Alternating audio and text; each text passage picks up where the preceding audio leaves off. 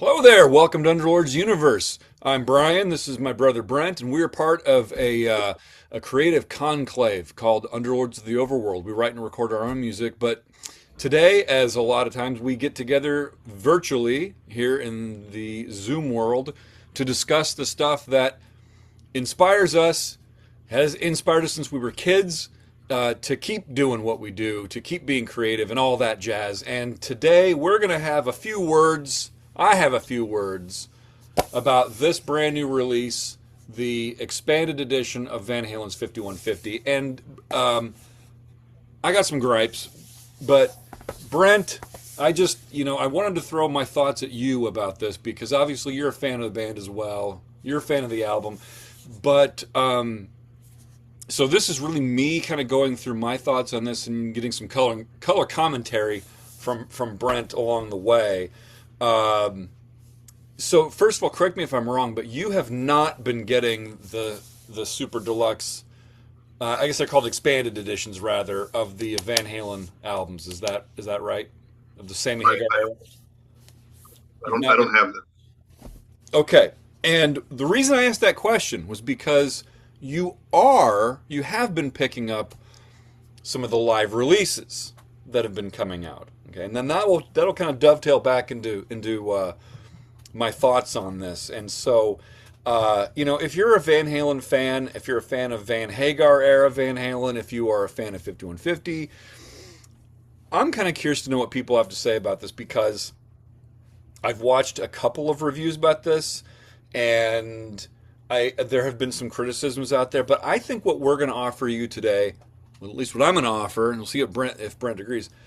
I think there's a big missed opportunity here. And I think there have been some missed opportunities with these releases. And I want to throw out what things maybe could have been. Now, having said that, I'm just going to do a quick disclaimer. I tend to evaluate things based on what they are rather than what they're not. I don't typically go into things like, well, it should have been this, it should have been that. But given kind of the general lackluster nature of the content of some of these releases, I think I'm justified in at least offering some suggestions about where they might have been able to go. With that, let's go through this. I'm going to do this in terms of addressing just the packaging and then the content focusing on the live material specifically, and then we'll just wrap it up from there. What do you say, Brent? Great, let's do it. Ooh, I just bumped my computer. Sorry about that, folks. If you're new to our channel, like, subscribe, offer some thoughts on Van Hagar, and away we go. So the packaging here for these deluxe editions, these expanded editions rather, one thing I do like is that there's uniformity. I don't know if they're going to do all of the Van Halen albums, including the David Lee Roth era. I'd be cool with that if they did that, or if this is just going to be limited to just the Sammy Hagar era albums, which of course there are 4. If they've done these 3 and they don't do OU812, that would be stupid. So I'm expecting OU812 to be part of this set of releases. But they all kind of... Clearly, they didn't release them in any order because No, they did not release them in chronological order, but they do kind of all sit nicely on a shelf next to each other. Now, for Unlawful Carnal Knowledge and Balance were double vinyl releases. 5150 was not. Okay, for whatever reason, apparently I'm assuming just the length of the album itself dictated whether or not it was going to be a double vinyl release or not. The vinyl is housed right in here, which makes it a little dicey to get out. And we're going to go ahead and pull that baby out there so you can kind of see this, though. And it does have a polyline sleeve, so it's nice for those of us who like to protect the product. did you have it on vinyl Black back when vinyl. it came? Did you get it on vinyl when we were kids? I don't remember. Oh, well, it's funny you asked that question, Brent. I think we did, but I don't remember. Well, you mean that? Yeah. Oh, yeah. I still have, this is my original vinyl that I got back in the day. Back when I said to myself, one of these days I'm going to play like Eddie Van Halen. And you're Hasn't still, happened yet. Has not happened yet. Um, but yeah, yeah. Of course, I've got it on CD as well, right? Okay, and now I've got this expanded edition. So here we are. It is 180 gram vinyl, so it's heavy duty vinyl. That's nice. Okay, as we said, it does fit into that slip kind of place right here, which goes right in there. A nice picture of the guys from the 80s, dressed in their kind of 80s attire. And to that point, the discs, they sit very nicely in here, which I think is pretty good. It's kind of similar to the Yes releases that they've been doing. Most recently, Tales from Topographic Oceans, and there's the Yes album, Fragile, Close to the Edge. They're pretty similar in terms of the structure. But the Yes releases also came with a nice big booklet like this. But the thing about the Yes releases is that there are extensive liner notes, and a full essay on each of those albums, And if you're a Yes fan and you're getting those expanded editions, you're getting a lot of detail, a lot of information, a lot of background. Here, with Van Halen, nothing. Okay? You get... Okay. You don't get nothing. You do get some credits. And then, of course, you get lyrics. You do get a pretty styling picture of Samuel there. Yeah. yeah. But, I mean, that fringe jacket, you can't go wrong with that. But, I mean, seriously, like, okay. Fantastic.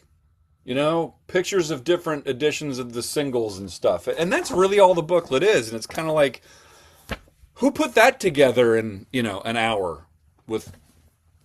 So there's nothing like producer notes, comments on the writing, recording of the record, the history of the record, like you oftentimes see in these types of releases. Nothing like that. Nothing. And Mick Jones produced the album. Maybe they could have contacted Mick Jones and said, "Hey Mick, you know what? We're putting out an anniversary edition of 5150.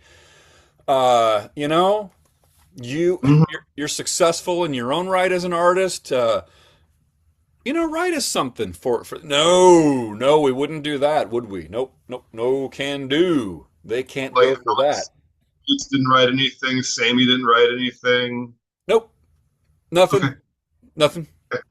Which, to that point, I think illustrates just how much of just a record label release this is. This doesn't seem to really include anything from the. It's just kind of like, hey, maybe they got a notification. Hey guys, the label's putting this out. There you go. Okay.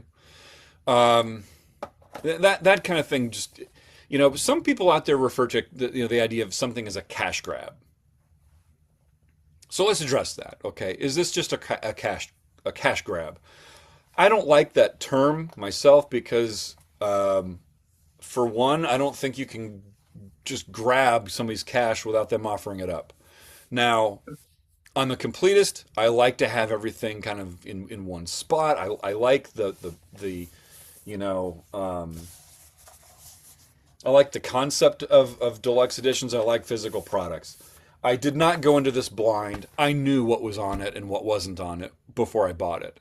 So, am I a little annoyed and upset about this? Yeah, but not after I bought it. It was kind of like, oh man, these guys. They could have done this, they could have done that, but they didn't. Do I still want to buy it? Yeah, I do.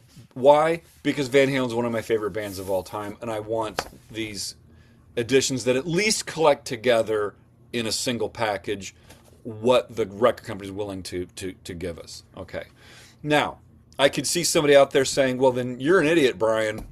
And it's like, okay, fine. I didn't have to buy it. I didn't have to buy it. Now, to that point, though, Brent, you have, they have released recently, let's see, Live from Wembley, right? Yep. Which was from, let's see, the Wembley show was 1995, right? Live in Wembley 1995. That is available as a standalone album, both vinyl and CD. Okay? Live from Dallas, you also have as well, correct? Yeah. Both those live albums are parts of these sets. So I anticipate that the live material presented on 5150 will, at some point here, maybe sooner than later, become available as a standalone release. And it will, of course, be live in New Haven, Connecticut, which is live without a net. I hope so. Yeah, you hope so, because you're not buying these super deluxe editions or these expanded editions. And now I got to be honest with you. Okay, I just got done saying I was going to buy it no matter what. Here's the thing though. If I actually had known ahead of time that they were going to be releasing that live material as standalone discs, I would have thought twice about it. The reason I've continued on and gotten them is simply to have the continuity in the packaging. That's really what it comes down to. And I've got the ability to do it, so I'm paying for it. It's fine. So let's move along to the live material here then, because that's kind of the big bonus stuff on here, which again is going to come out at some point, one would presume would come out in a standalone disc, right? So you've got Live Without a Net as the Blu-ray version right here. Okay, that's Live Without a Net. It is not the entire show. One would have hoped that the entire show was filmed, or one could expect that it was filmed. I would think that they'd put it out. If they have all the footage, maybe they could have put out the full show. But it is not the full show. In fact, it is just simply identical to the old VHS and DVD. With one exception. This DVD version has surround sound options. The new version, unless I'm missing something, I looked over and over again at the menu when I put the Blu-ray in. There's not even a surround sound option on the Blu-ray. Now, it's weird for a lot of people. They don't have surround sound systems, but you'd think, okay, you're putting together a package here. Why? I mean, this thing came out ages ago and it has surround sound. The current Blu-ray edition doesn't have surrounds. Give me a break. What's with that? It's pretty standard these days. I mean, with these types of releases. So I don't have a surround sound system, so it wouldn't affect me. But it seems like it's pretty standard practice.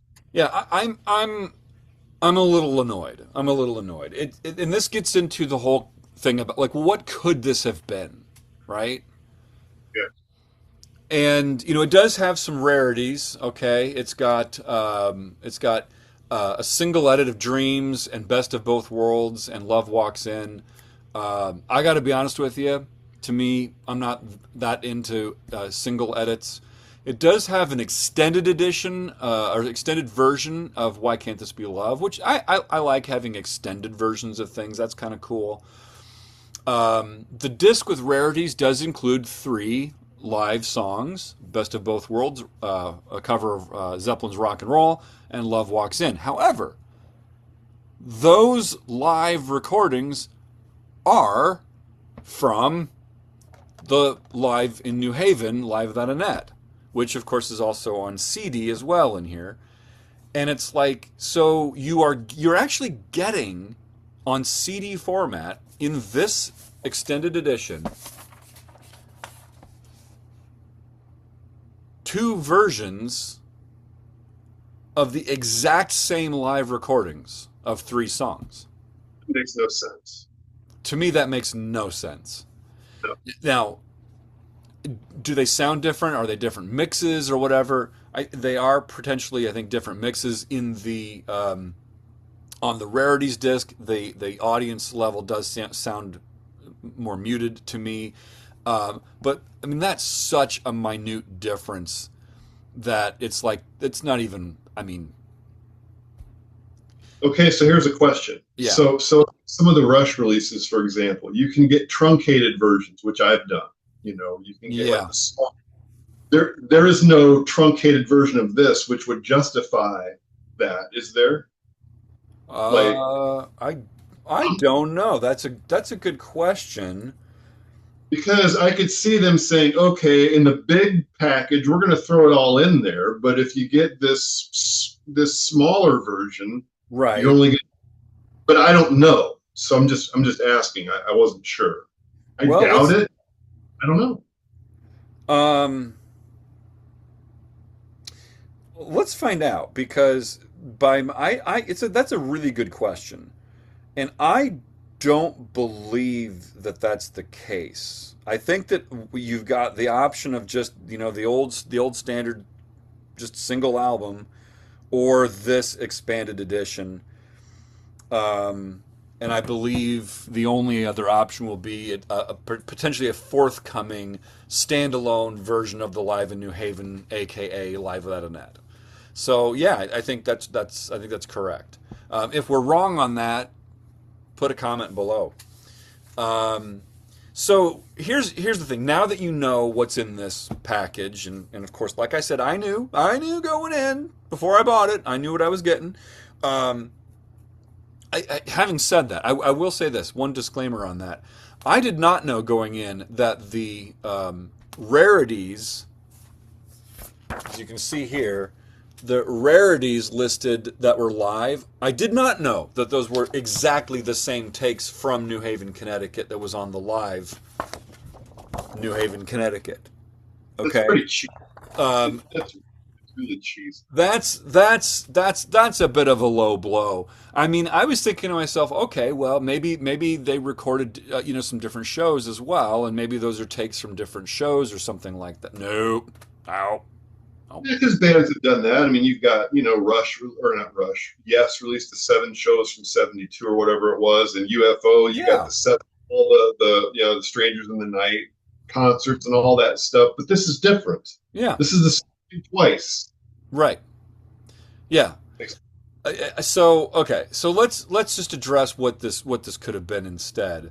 I think that the missed opportunity here really lies in the Blu-ray. First of all, for those of us who do have a surround sound system, um, why the Blu-ray doesn't have surround sound is beyond me. That's a missed opportunity. Um, I, I don't know. It's one could make an argument that, well, maybe they didn't have access to what they needed to have access to in order to remix it and stuff. Well, it's like, well, but there's a surround version on this, so you don't need to remix this. Okay. Um, the other thing is in terms of the track list. Let's assume that the whole show was filmed. Um, the actual show opens with "You Really Got Me," not "There's Only One Way to Rock." Now, I'll admit, I think "One Way to Rock" is a way better opener than you. I don't think "You Really Got Me" is actually. I don't think that sounds like a good opener. But they played it, and it's not included here. They played "Get Up," and they played "Dreams." Those are not included here. Now, again, maybe there's some technical reasons why those songs weren't included, but see, that's also where the whole idea of liner notes would come into play. You know, Right. maybe I mean somebody has to know and understand were those things recorded or not. I'd like, as a fan, as a completist, I'd like to know, right? Um, they also played "Summertime Blues." They played "Wild Thing." Now, "Wild Thing" is included on the audio. So there's that. You do actually get um, "Wild Thing," which is kind of interesting to hear them play "Wild Thing," but I'll be honest with you, I'm not that big of a fan of the song. So it's like, oh, okay. It's pretty amazing though that they did. I mean, they played more covers than they played songs from the Roth era on that That, tour. You know, that's okay. yeah, right. I mean, they play "You Really Got Me," um, "Summertime Blues," "Wild Thing," "Rock and Roll," right? And if you want to count, I mean, I'm not going to say I Can't Drive 55 and One Way to Rock are covers because, I mean, they're covers for three-fourths of the band, but Yeah, they're not. Sammy. I mean, Sammy being the singer and the focal point of the the frontman of the band rather at the time. Um, and frankly, I got to say, I absolutely love this version of "There's Only One Way to Rock." That is Fantastic. it's my all-time favorite version of that song, hands down. I think it's one of the best live. It might be a little goofball as a song lyrically or whatever. It's a little kind of silly, but I probably agree with you. yeah, I mean, because there aren't really two ways to rock. There's not three. There's just one, Only one. and Only. only one way to rock. And I'm going to say, if I only had to listen to one way to rock, it would be this version of it. So I was just absolutely stoked just to have that as an audio version. But like we said already, there's probably going to be a standalone version of it coming out if they Well, or with if they maybe follow with the the pattern. but maybe with the missteps they've already made, maybe they don't put it out. Maybe they're I, inconsistent. right. And Maybe they are inconsistent, and if that's the case, then I've got it here. right. Um, And okay. also, there's no this album offers there's no remix, right? There's no reimagination of this record. No, that's the other thing. Is it remastered or is it just Yeah, I mean, well, okay, to that point, I don't. They remastered these albums a few years ago. I think these are just simply reissues of those remasters. but So no remix? Which no, they're not remixed at all. And I now, think that's I think that's another lost opportunity with releases like this. I think it's kind of again standard practice to offer up a different mix of the record. We've lived with this one for 40 years. What would it hurt to offer the ear something a little bit new and fresh? I don't know. right, Maybe and to that point, I think both 50 if, of all the Van Hagar albums, I think 5150 and especially Oh You Wait One Two uh, could stand a new mix. Not because the old ones are bad necessarily or anything like that, but to get some fresh ears on the different component parts that made each of the songs would be interesting. I think. Just as long as the originals are still available for people to listen to, that's kind of my take on that stuff. I actually really like remixes. Now, Alex seems to be a bit dismissive of this era of the band. He doesn't really talk about it. There seems to be some unresolved or unresolvable bad blood there. And I think on top of that, Alex has this kind of attitude of, things, and I can respect this, I suppose. Things were what they were, and I don't think Alex is in favor of going back and remixing stuff. So even if he was contacted, by the label about potentials like that, I could see Alex kind of just saying, "No, we're not going to do that." And to what extent he owns, I have no idea. They'd have to have access to the master reels, the master tapes, right? Mhm. That stuff might be just filed away at 5150, the Yeah, studio. I don't know. So I don't know. I don't know, but it would have been nice just from a fan perspective. Yeah, I'd love to hear this album remixed. Well, Uh, and they could, I and mean, then if they would, and the live stuff remixed.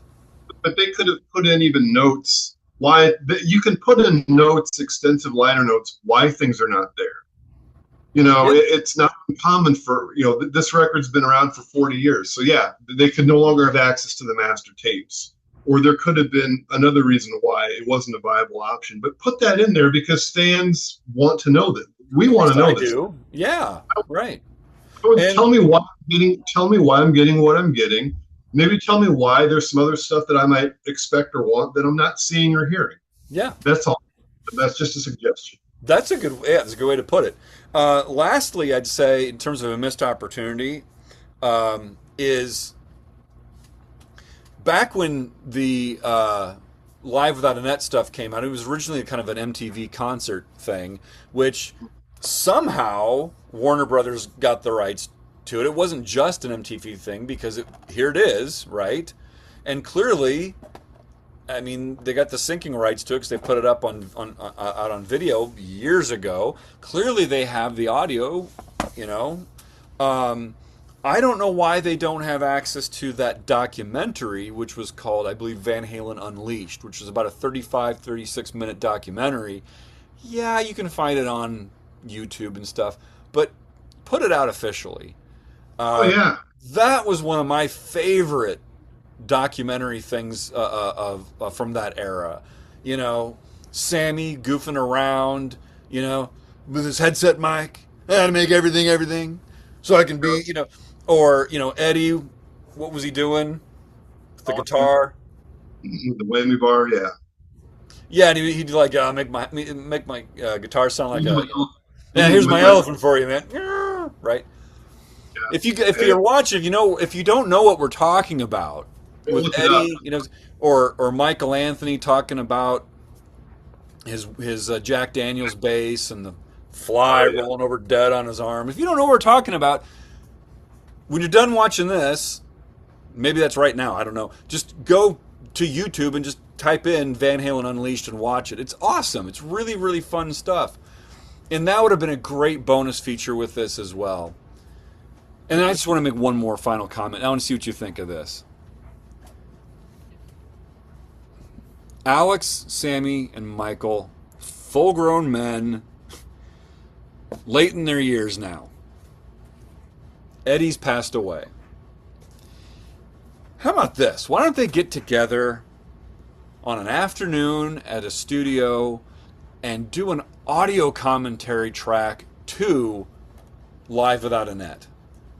So you could watch the show, listen to it, and also listen to them talk about the songs and talk about the tour and talk about, you know, and just kind of reconnect and reminisce about those things. Now, I understand that there are personalities and personal things and other issues, legal or otherwise, that might get in the way of all that.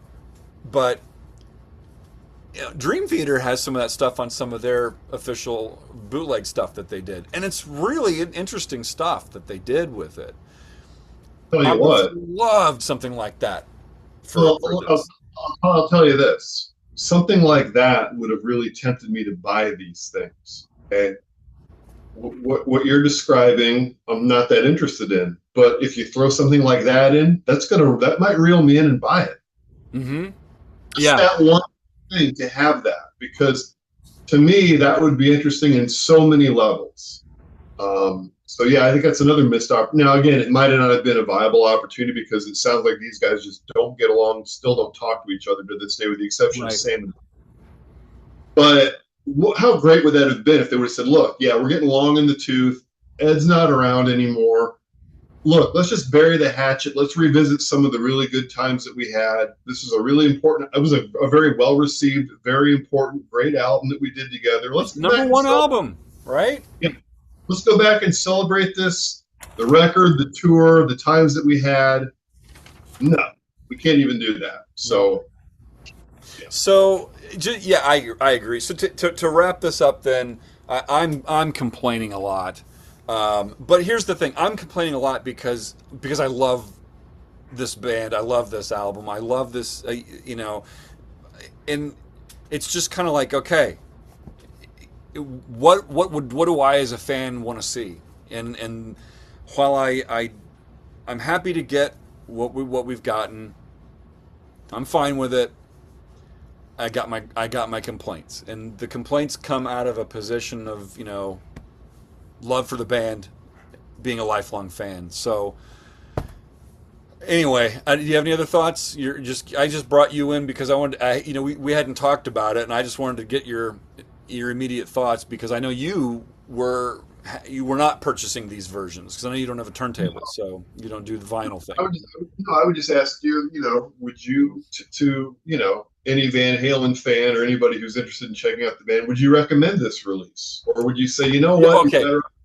what I would say is it comes down to this: to what extent are you a completist, and to what extent do you want the physical products? That's really, to me, all it comes down to. Because if you understand what you're getting when you go into it, you understand that you're getting like duplicates of 3 live songs. You understand that there's nothing new in terms of a mix of the live material. You're not getting you know you're not even getting a surround mix, which again was on the original version of the video. If you know that stuff going in and you're like, yeah, but I'm a fan of the band, I love the band, and I'm a completist and I want the physical product, buy it. That's what I did. But if you're like, you know what?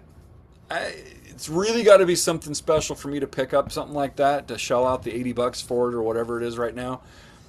Then I don't know. Maybe you think twice about it. That's my thoughts.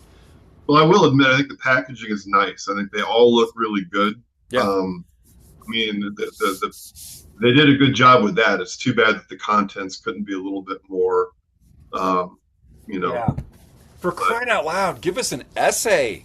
Just I like to read. I'm a reader. Give me something to read. Put an essay in this thing. In fact, none of these have that stuff. So anyway, all right, folks. Like I said at the beginning, Brent and I are part of something called Underlords of the Overworld. It's a musical project. It has a literary component to it. If you're interested in checking that out, we'll put some links below. Van Halen is one of those bands that inspired us, and obviously they've been rather dormant the last several decades, but the early stuff with Roth, even the Van Hagar era stuff for me is still really powerful stuff. When I put it on, I absolutely love it. So some complaints, some gripes, but here we go. At least it's out. Okay. If you have thoughts about this release yourself or the content, feel free to comment. Feel free to give us your thoughts. If you think I'm being a little histrionic about it, that's fine. Tell me. Yeah, I don't know, man. That's about all I got on this one. It's about all I got. I'm out of gas on this one.